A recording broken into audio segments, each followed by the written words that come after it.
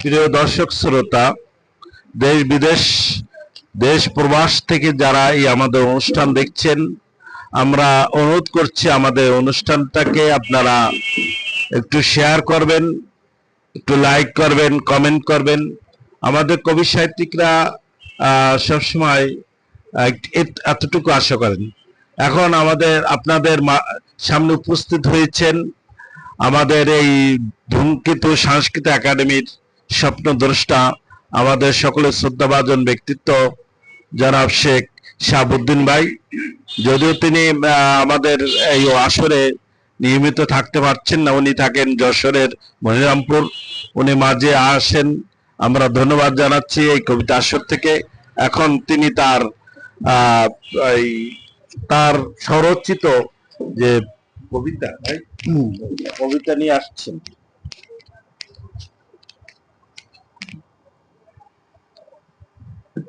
ধন্যবাদ সঞ্চালক সাহেবকে। ধূমকেতু সাংস্কৃতিক একাডেমি কর্তৃক আয়োজিত ধূমকেতু পরিবেশনায় নিয়মিত কবিতা আসরের আজকে যারা এখানে উপস্থিত হয়েছেন তাদেরকে সবাইকে আমার পক্ষ থেকে অসংখ্য অসংখ্য ধন্যবাদ জ্ঞাপন করছি। আসলে আর দু একদিন পরে আমাদের কোরবানির ঈদকে নিয়ে আজকের আমার লেখাটা যদিও না আজকে সারা বিশ্ব একটা উত্তল অবস্থায় চলে আসছে, আমি সেই উত্তল অবস্থার থেকে একটা কবিতা লিখেছি, যেটা হয়তো শুনলে আপনাদের হয়তো ভালো লাগতেও পারে। আমার কবিতার নাম হচ্ছে যুদ্ধের ডামাডোল। চারিদিকে আজ যুদ্ধের ডামাডোল বাজছে, দেখো ওই আমরা শুনতে পাই, ক্ষমতার দম্ভে মারণাস্ত্র নিয়ে কেউ কাউকে দিচ্ছে না রেহাই।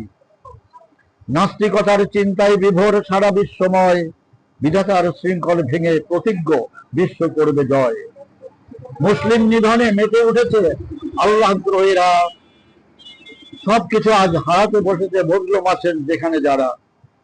যুগে যুগে কত নিষ্ঠুর কাহিনী কোরআনে শুনতে পাই, সময় হলে ছাড়া পাবে না রেহাই।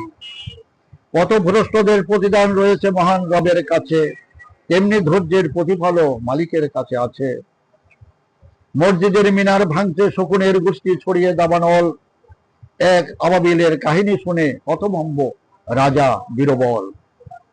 শান্তির বারতা আসবে যেদিন আর বেশি দূরে নয়, নির্যাতিত নিপীড়িত আস্তিকের মাথা লুটায় সেজদাতে বেশি করে। ধন্যবাদ। ধন্যবাদ শাহাবুদ্দিন ভাইকে। অত্যন্ত চমৎকার সময় উপযোগী একটি কবিতা তিনি আমাদের পাঠকদের উপহার দিয়েছেন।